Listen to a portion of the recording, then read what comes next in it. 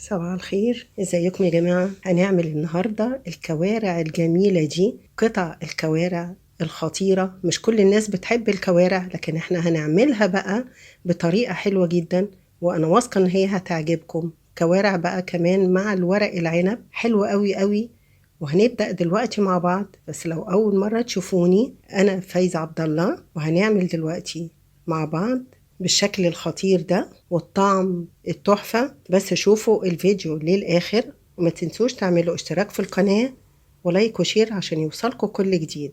هنبدأ دلوقتي مع بعض. معانا الكوارع زي ما احنا شايفينها كده، بنغسلها كويس جدا وبننقعها في خل ودقيق وملح ولو فيها شعر رفيع بنشيطه كده على البوتاجاز وتتغسل كويس قوي. لما تبقى زي الفل هنحطها في مية ساقعة الأول علشان ندلق بعد كده المية. مجرد ما تغلي غلوة ندلقها، وهنغير المية بتاعتها زي ما احنا شايفين كده. حطيناها في المية الساقعة وحطها في الحلة بتاعت الضغط تغلي غلوة، وبعدين ندلقها. بصوا أنا دلقت المية بتاعتها الأول، وبعدين غسلت طبعا. بصوا الحلة اتغسلت كويس جدا عشان ما يبقاش فيها أي زفارة. وهنحط فيها مية تاني لغاية لما المية تسخن.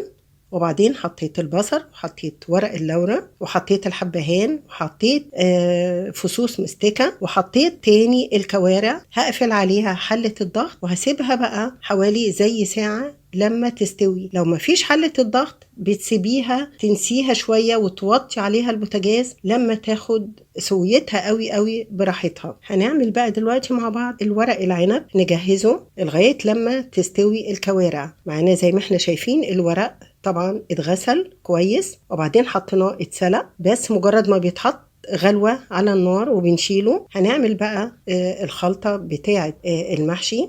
معانا البصل هنحطه على النار، معانا السمنة البلدي حطينا نص كوباية زيت. المحشي مهم جدا ان هو يبقى عليه زيت عشان بيفلفل الرز. دبلنا البصل زي ما احنا شايفين كده. البصل خليناه لما دبل، وبعدين حطينا عليه الطماطم انا حطيتها على النار متسبكة. حطينا الملح، حطينا الفلفل، حطينا الفلفل الاخضر، حطينا الكمون، حطينا ده نعناع ناشف جاف انا فركاه حطيته. حطينا معلقتين صلصة زي ما احنا شايفين كده، وحطيناها على البوتاجاز غليت شوية. وبعدين معانا بصلتين دعكتهم بالملح والفلفل زي ما احنا شايفين كده. وبعدين هحطهم في الاخر بعد ما خلصنا الصلصة واتعملت اتسبكت.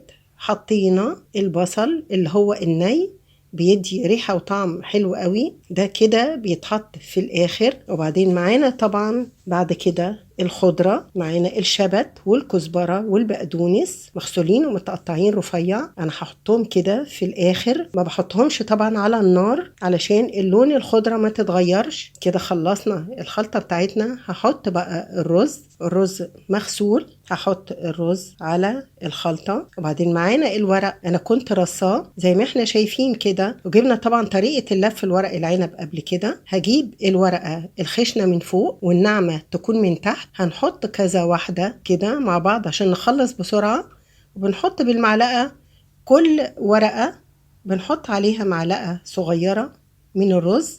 أنا بحب الورق العنب ما يكونش كبير كده، يعني تبقى مسحوبة كده وشكلها تبقى حلو. بنلف كده الأول من قدام، وبعدين نجيب من الجنب، وبعدين نجيب من الجنب التاني، وبعدين نلفها كده بالشكل ده. وتبقي بتلفيها وانتي بتمسكيها كويس علشان تبقى متماسكة، ما تبقاش مفكوكة. بصوا الشكل بتاعه حلو جدا ومظبوط، وكله يبقى مقاس واحد.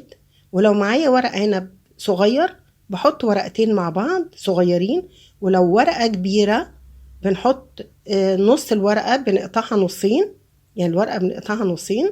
هعمل دلوقتي بقى الصلصة بتاعة الكوارع عشان لما تستوي هاخد الكوارع واعملها على البصلة والثومة.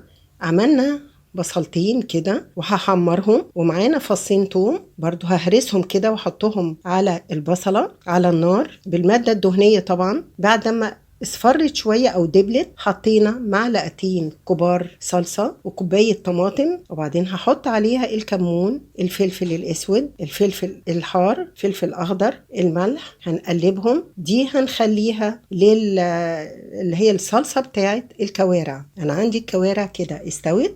بصوا يا جماعة، بصوا مستوية ازاي. لما استوت انا هحط بقى الملح والفلفل وابدأ احدقها ونشوف الحدوقية بتاعتها ايه. وبعدين هاخد الكوارع اقطعها، اللي هو اشف فيها يعني من العظم زي ما احنا شايفين كده. انا قطعت كده الكوارع، هحط عليها الطماطم اللي انا عملتها بالبصلة والثوم، هحطها على الكوارع. وبعدين هحطها في البرام، في قاع البرام. هحط طبعا الاول البصل، حطيت راق بصل، حطيت راق طماطم، حطيت راق من البطاطس علشان الكوارع ما تتلسعش من تحت. وبعدين حطيت كده بقى الكوارع اللي هي معمولة بالصلصة وبالثوم والطماطم، هحطها في قاع البرام. هحط بقى ارص عليها الورق العنب زي ما احنا شايفين كده.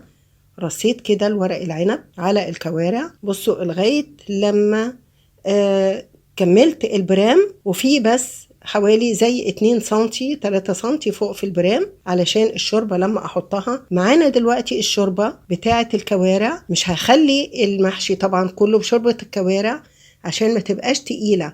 سقيت الورق العنب البرام، حطيت نص البرام تقريبا شوربة، وبعدين حطيت معلقتين الصلصة على دبس الرمان وهحطهم على الوش. وبعدين هغطيه كويس قوي بالفويل، وهحطه حوالي زي ساعة ونص في الفرن على درجة حرارة متوسطة، وهغطيه بالغطاء الفخار وهحطه بقى وارجع لكم نشوفه بعد لما يستوي. انا كده قلبته. بصوا بقى استوى كويس جدا. انا بشيل البطاطس اللي هي في قاع البرام، وبصوا الكوارع، قطع الكوارع طالعه سليمه علشان من تحت انا كنت حاطه البطاطس والبصل. عارفين حتى البطاطس مديه طعم حلو جدا، الريحه حلوه جدا. انا عايزه كل اللي بيحب الكوارع بقى يجي لي هنا ويجرب الطريقه دي، هتعجبكم قوي قوي. الريحه فظيعه والله يا جماعه. الطعم انا مش قادره اقول لكم، انا مش قادره اقاومه، مش قادره اقاوم الطعم الحقيقه. بصوا الورق العنب مستوي ازاي، حلو قوي. انا عملت شويه من غير الورق، من غير شوربه الكوارع، عملتها بشوربه لحمه. عملت يعني حله تانية كده صغيره، بس انا ما صورتهاش. مش عايزه اقول لكم فرق في طعم شوربه الكوارع بالميه يعني، او بشوربه الكوارع.